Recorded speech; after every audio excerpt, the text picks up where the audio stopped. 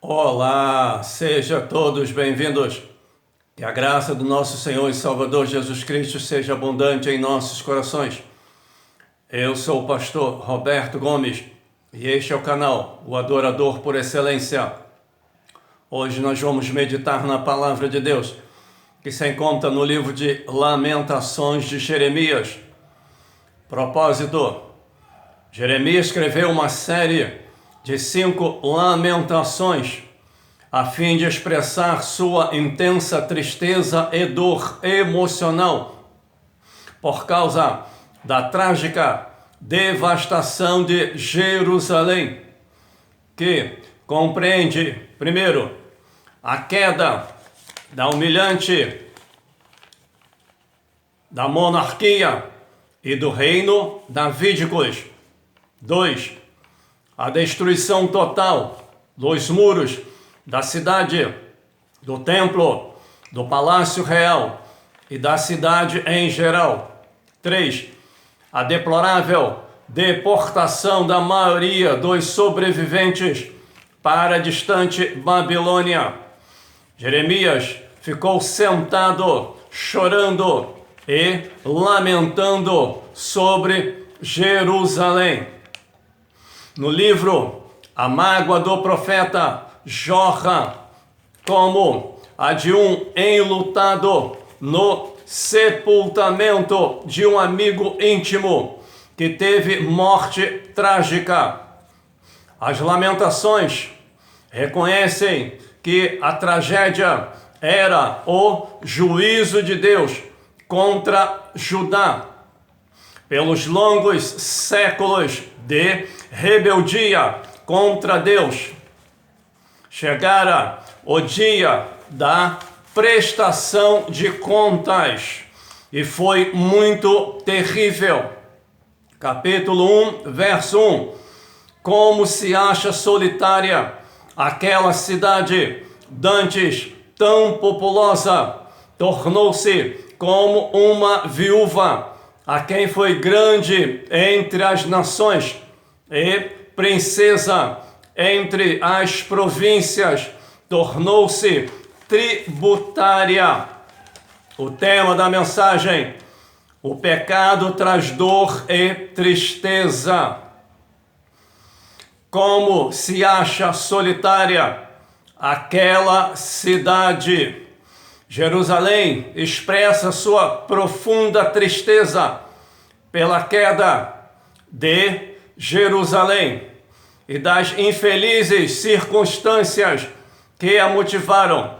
A cidade santa é personificada como uma viúva abandonada que perdeu seus filhos e que foi traída por suas amigas. A viúva está em completa solidão, sem ninguém que a console. Verso 5. A entristeceu por causa das suas próprias prevaricações. A catástrofe do sofrimento, da assolação e da perda é atribuída ao pecado do povo. Foi o povo que provocou o seu próprio castigo. Viver no pecado sempre resulta em trágicos resultados. Verso 7. Ela, Jerusalém, não tinha quem a socorresse. Quem vive de acordo com a própria vontade, rejeitando ao mesmo tempo a convicção do Espírito Santo no seu coração, ver-se-á abandonado na hora da necessidade. Tal desfecho pode ser evitado somente através do santo temor de Deus. Verso 12. No dia do furor da sua ira, há crentes que ressaltam o amor o perdão de Deus, mas não faz caso da sua grande aversão ao pecado. A ideia de que, por causa do seu amor, Cristo tolera o pecado não tem qualquer apoio bíblico. Para uma compreensão da ira divina futura contra o pecado, é preciso a leitura e estudo do livro de Apocalipse. Verso 18: Vede a minha dor. Este versículo espelha o tema principal do livro de Lamentações. O pecado traz dor e tristeza. A pessoa pode gozar por algum tempo os prazeres do pecado, mas finalmente a escravidão a Satanás e as consequências dos desejos pecaminosos tornar-se-ão evidentes. Verso 22: Venha toda a sua iniquidade à tua presença.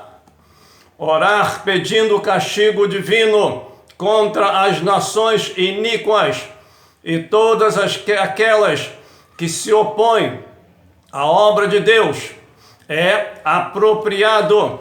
Aqueles que assim oram estão preocupados com a glória de Deus, com o Evangelho e com sua causa santa na terra. Capítulo 2, verso 5. Tornou-se o Senhor como inimigo. Quem conhece o Senhor e depois se desvia dele, preferindo os prazeres do pecado, faz de Deus seu oponente. Israel e Judá fizeram assim e sofreram duramente como resultado. O crente que abandona o Senhor e a sua palavra deve saber que Deus não permanecerá indiferente a isso. Virá a hora em que Deus castigará a todos os impenitentes. Apocalipse 2,16. Verso 7. Entregou na mão do inimigo. O Senhor entregou o seu povo apóstata aos inimigos para julgamento. Por sua vez, no novo concerto, tanto igrejas como indivíduos que se desviam para uma vida de pecado e que persistem nisso, voltam ao domínio de Satanás. Verso 9. Nem acha visão alguma do Senhor. Deus já não se comunica diretamente com o seu povo, porque o pecado motivara a suspensão das profecias e visões do Senhor. Também no novo concerto, o Espírito Santo pode deixar de manifestar seus dons e operações poderosas através dos cristãos por causa do pecado do povo e dos seus dirigentes. Verso 11. Já se consumiram os meus olhos com lágrimas.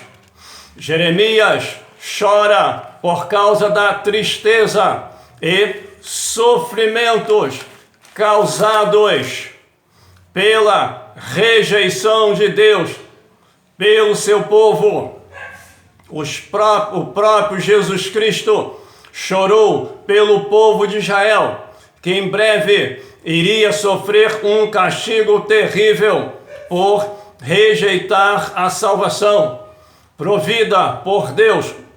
Lucas 19, verso 14. não manifestam a tua maldade. Uma das marcas do falso profeta de então era que suas mensagens não condenavam o pecado do povo. Na igreja, aqueles que não falam contra o pecado, consoante a obra convencedora do Espírito Santo, comprovam assim que são falsos pastores. Verso 18: corram as tuas lágrimas.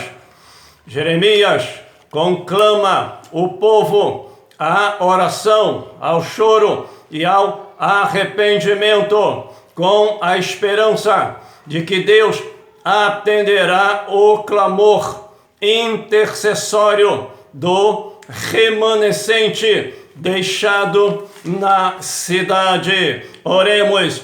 Senhor Deus e Pai, quão grande e tremendo és tu, meu Pai. Não há Deus como tu, Senhor. Aí está, meu Pai, Jeremias conclamando, chamando o povo, meu Deus, ao verdadeiro arrependimento, ó Pai, que pudesse vir e se humilhar diante de Deus, para que a sua ira pudesse passar somente por um momento, ó Pai. E o povo precisava se humilhar, se arrepender dos seus pecados, de terem abandonado ao Senhor e a sua palavra. E hoje em dia não é diferente, meu Pai. Quantos já estão fora do centro da tua vontade, meu Pai? Quantos já não têm ânimo mais de examinar a palavra, de orar diariamente, Senhor? Quantos estão dentro da tua casa, mas não estão na tua presença, Pai? Estão desviados dentro da própria igreja, Senhor. Que através desta palavra, lamentações de Jeremias, venha despertar um povo, meu Pai. Venha avivar a tua obra no meio do teu povo. Desperta a tua igreja, em o nome de Jesus. Amém. Que Deus abençoe a tua vida. Que Deus abençoe a tua casa. Que Deus abençoe a tua família. Que Deus abençoe esta nação e todos os seus governantes. Em o nome de Jesus. Amém.